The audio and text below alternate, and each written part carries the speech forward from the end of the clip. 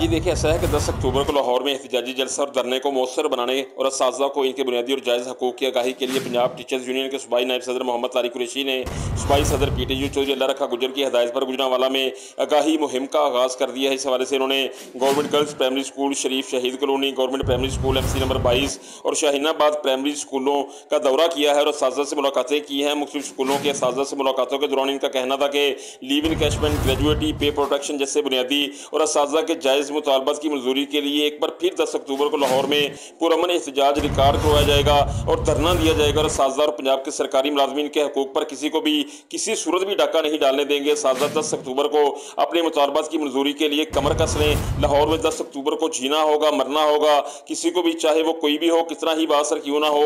असातिज़ा और सरकारी मुलाजमीन के हकूक़ गज़ब नहीं करने देंगे।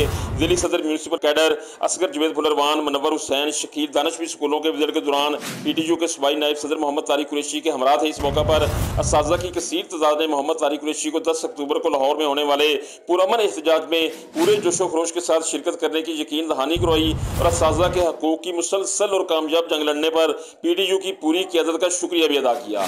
जी।